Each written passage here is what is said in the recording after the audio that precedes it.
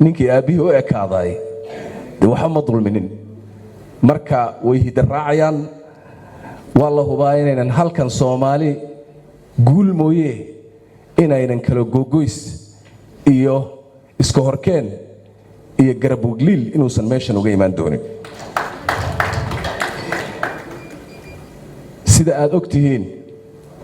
mudanayaal iyo marweyn maanta dunidu waxay maraysaa meel xasaasi ah waxaan ku jirnaa xilliyo marar badan caalamku soo maray oo markii muddo la joogaba la soo maro oo la yiraahdo global shifting adduunka sidii hore ma aha maanta isbedel baa ku socda xoog badan isbedelkaasi tilmaamuu leeyahay tilmaamaha uu leeyahay waxaa ka mid ah hubanti la'aan berri meel loo socdo iyo wax soo dhici doona iyo Twitter ka soo dhici doona aad u garmayn adduunka maanta sida uu yahay shuruucdii iyo hay'adihii caalamiga ahaa ee nidaamin jiray wada noolaanshaha bulshooyinka oo ayagana loo yaabo adduunka maanta tilmaamaha uu leeyahay ka mid tahay waxaa soo baxay awoodo waaweyn oo raba inay khaaridada dunida ay wax ka bedelaan una bedelaan sida ay ayagu ay rabaan markaan oo kale waa markii gabaygii carabiga ahaa shaacirkii carabiga ahaa beydkiisa waman lam yadud can xawdihi yuhdami ninkii aan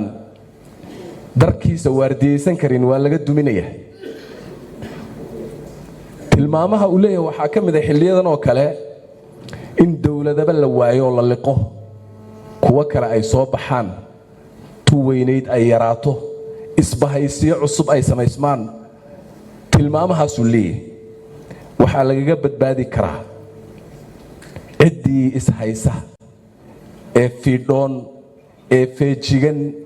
ee indhahoodu kor u taagan yihiin ee midaysan ee istiraatiijiyo leh ayaa ka badbaadi karta duufaanadan laakiin Soomaaliya maanta oo aad ogtihiin inay ku taallo meel ka mid ah meelaha dunida ugu istiraatiijiyada marka la fiiriyo strategic locationka meesha ku taallo iyo marka la fiiriyo resourceska iyo khayraadka Ilaahay dhexdhigay haddana kala daadsanaanteennu iyo kala qaybsanaanteennu iyo meelaha aynu joogno iyo sida aan u fakarayno iyo sida laynoogu dhex jiro waad u jeedaan waxaynu u baahannahay marka si wada jir ah oo midaysan inaan hurdada uga toosno oo dadka Soomaaliyeed ay hurdada ka kacaan abwaankii weynaa ee Hadraawi Maxamed Ibraahim Hadraawi Ilaahay naxariistana ha ka waraabiyo wuxuu yiri balaayadu way gudaa bariidana way dhacdaa haddaan laga sii badqabin waxaad ku baraarugtaa beentaadu runtay necbayd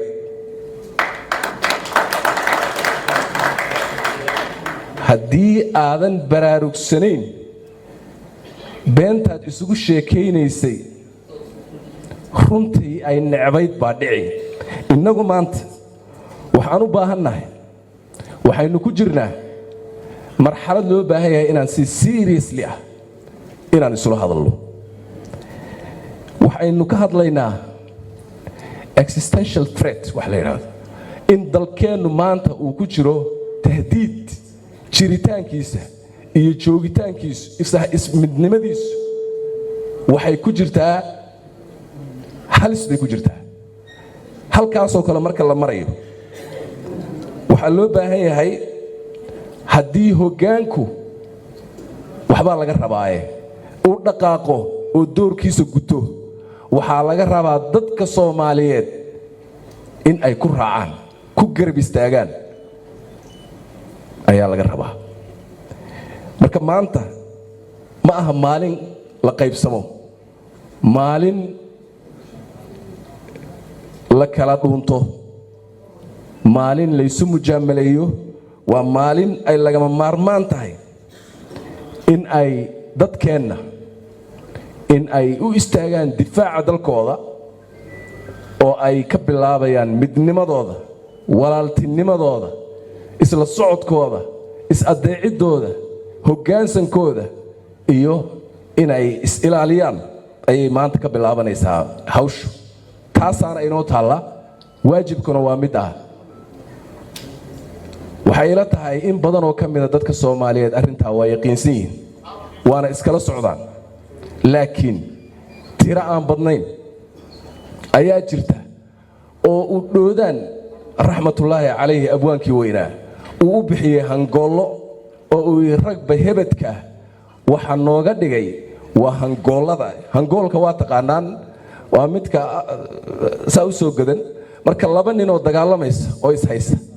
oo laga tamaysa haddii aad hangool mid lugta ku soo qabato dee asagun baa dhacaya kuwa Soomaali ah oo hangoollo ah ayaa meel kasta ka buuxa oo lugta saa inuu u qabanaya oo cadowga inoo lagtay waxaan u baahannahay marka in aan habadkana waa taqaanaan qofka markii uu xooluhu neefku uu intuu moral jabo oo wax walbo yimaadayba uu iska nuuga waay marka habadka waxa inaga dhigay waa hangoolada aan leenahay ee u nugul cadowga u nugul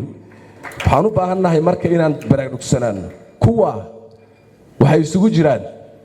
kuwa u baahan in lala taliyo kuwa u baahan in loo taliyo kuwa u baahan in laga tashado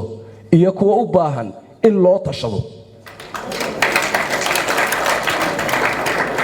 idinku kala gargarta marka aanu sifaadku ma sheegaya laakiin magacay sheegi maayo waxaan u baahannahay maanta waxaan rabaa inaan mar la hadlo reer waqooyi bari oo arrin yar baa idiin sheegaya madaxda dhaqanka ee halkan fadhidana Soomaalidu markay isxididaysato qolaadu badan tihiin kulligiinba nooca rabtaan ahaado idinkana waa idinku socotaa meesha rabtaan ka imaado dad siyaasiyiintiina meesha rabtaan ka imaado waa fariin gaar state-kan inuu dhismo oo istaago oo Soomaali aad ogtihiin say wax u qaybsatay sumadda ay leedahay say mansadkeedu yahay haddaan hal talaabo qaada anna hal talaabo qaad anna hal talaabo qaad annagu markaan golaha wasiirada haddaan maanta wasiir ku xigeen magacaabo hal wasiir ku xigeen ra'iisul wasaaraha ilaa reer buu noqonay afar kale in magacaaba laga rabo waa ku qasbanahay Soomaali oo sidaas ah state-kan inuu dhismo oo Soomaali liqdo oo aqbasho waa deyn leedinku leeyahay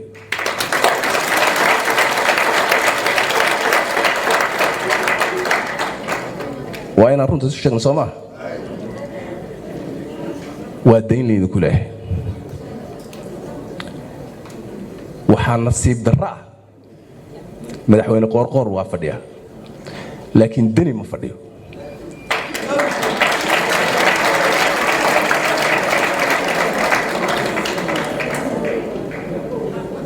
ka kale anuu madaxweyne uma aqaan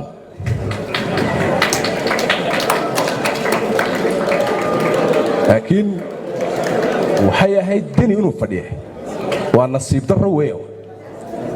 meel ku qora taariikhdaas meel bay ku qormaysaa inuu Axmed Cabdi Kaariye qoorqoor fadhiyo denina maqan yahay waxba isdaba maray Soomaalinima timid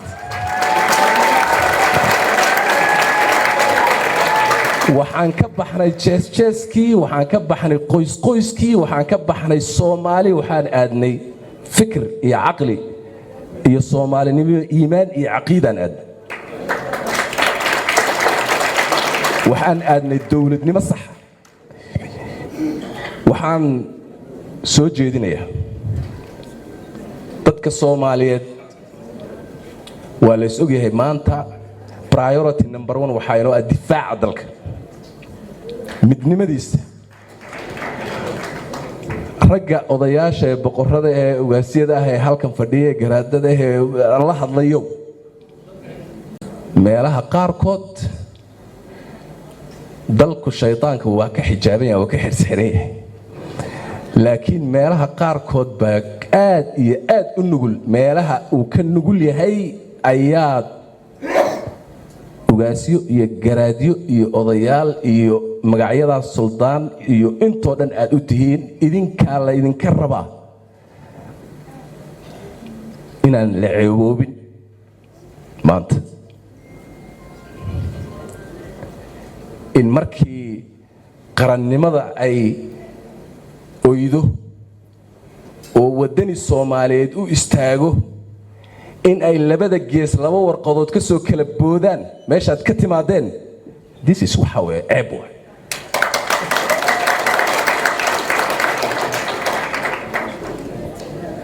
aabbayaalkiina laguma aqoon awayaalkiina laguma aqoon